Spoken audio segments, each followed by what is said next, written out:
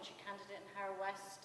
I've been working on trying to help in regard to the Sri Lankan Tamil issue for some time now. In whichever way I can. Certainly myself, I've contacted the United Nations, the IMF. On Friday I wrote a letter to the Times starting a campaign about the Tamil doctors.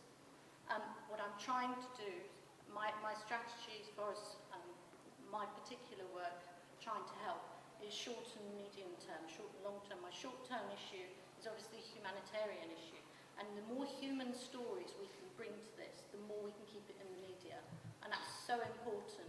The Tamil doctors, myself being a doctor, it's something that I can hopefully get some publicity around. They're credible witnesses, they're not accused of any crime, they're under armed guard, they're suddenly changing their statements. Now, any common sense individual can see that that is very suspicious. And if the Sri Lankan government is telling Western authorities, we want to now look after our Tamil civilians, then they need to prove it. And we need to show that they are not doing that. And we need as many human stories as we possibly can. One of the things I've raised with the BTF in the past is that we need more effective media strategy. And I think the human face of those people need to be used in that media strategy. And I think the sponsorship scheme would be very good, particularly if we could actually have some reports of how these people are doing, so that we have the name of somebody and how they're doing, and we can use that regularly in publication. And then obviously we've got a medium-term, long-term strategy in that they say they want to look after their Tamil community. Well, we need to put on a huge amount of pressure in the next year to say, right, okay, you've got to resettle these people, and then we have got to have a political settlement that ends up with the Tamil people of the north of Sri Lanka, the Tamil people, actually having settlement that they are happy with. Now, I personally think that only a two-state solution will work, but actually that is a political settlement. If it is a true political settlement, will take us to a two-state solution. But it's continued pressure, and I promise you I will continue to do my best to put that pressure on. But I need your help. I'm prepared to go to the top parts of my party, which I have done on many occasions. I'm prepared to go to the press, I'm prepared to do things, but we need constant things to keep alive, because you know what the media's like. They're not going to keep publishing the same story, they need different stories. And we need to constantly have things that actually prove the case. So we need a narrative, and we have to prove the case. At the moment, the narrative is the NGOs are not being allowed in, the ICRC is not being allowed in, the free press isn't being allowed in, and we need to keep saying those things, and we need human examples to say that and to prove that. And that's what I want to say. Turn against the Sri Lankan government, because the Sri Lankan government are totally in bed with China. I'm going to just say one other point that Rachel was saying about the media losing interest. The key to this is awareness at this stage. We need to make people aware that these camps exist. If you ask most people in this high street along the road, most of them won't know that there's any camps in Sri Lanka. Haven't a clue. They don't even know where Sri Lanka is. They don't even know Sri Lanka exists. They certainly don't know that Tamils exist as a people. So what we've got to do is create that awareness. That's why ACT now have been doing this yellow ribbon campaign, simply because people will start to ask, why are people doing this? You know, why are people wearing yellow ribbons? And there are other ways that you can do it as well, but we must keep the pressure up, getting people aware that there's camps. I believe that the vast majority of people in the world, if they were aware of actually what's going on, in the way that Arjunan portrayed it, they would be up in arms against it. But the simple fact is they do not know.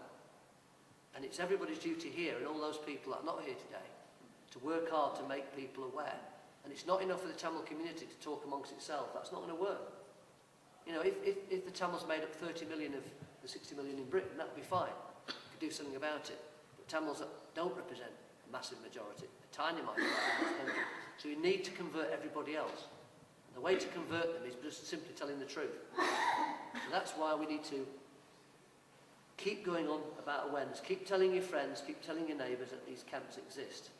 And we in our way, Arjunan and ACT Now and the BTF and all these organisations, we'll all be working to get people in the media to report what's happening. But you've got a big role to play, and you've got to talk to your friends and neighbours, your non-Tamil friends and neighbours, and explain to them these camps exist.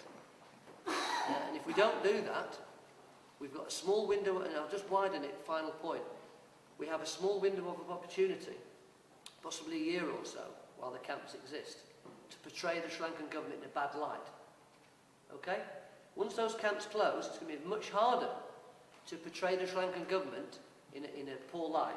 We know how ruthless and evil that government is, but the world does not, because the Sri Lankan government has spent billions of pounds running a fantastic PR campaign and working on the politicians. So what we've got to do is actually portray the Tamil people as the victims, as they are, and we really only have got a small window of opportunity. So if we don't do it now, it's going to be much harder in 2 years' time.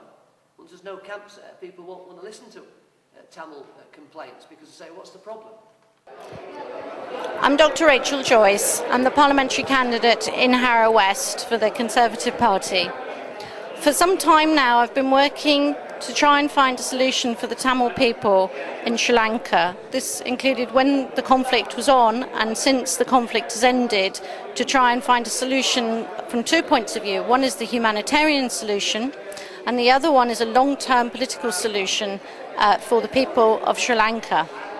Talking about the humanitarian situation, we know that there's 300,000 people in internment camps.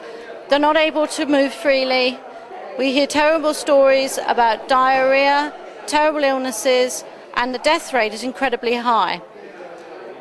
We know that the free press is not allowed in. The ICRC have been denied access to the camps now, and the stories that are coming out of the camps are being limited significantly. We've just heard talk about the limited amounts of food. No fresh fruit and vegetables is available to the residents of the camps, and people are having to buy supplementary foods. I'm very much in favour of the idea of the sponsorship scheme, as long as this includes the fact that we then get information about the people in the camps. So important that we hear the stories of what's going on, to continue to put pressure on the Sri Lankan government to let these people go. It's only when we have human stories such as the Tamil doctors that I've wrote to the Times of London this week to raise the issue of the Tamil doctors. They've been accused of no crime at all, and they're being held probably because their story does not reflect the story that Sri Lanka would like to give out as regards to the Tamil people.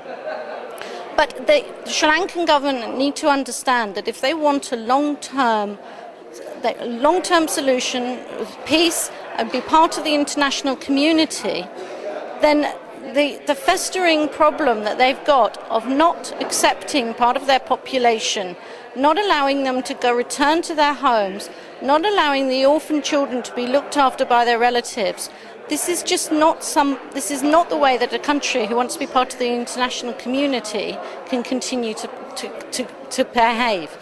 Finally, my point about the long-term solution. I personally believe that the only solution would be a two-state solution, but that is for the people of Sri Lanka to decide. There are the Sinhalese, the Muslims, and the Tamil people, and of course all of those people need to be involved in a political dialogue.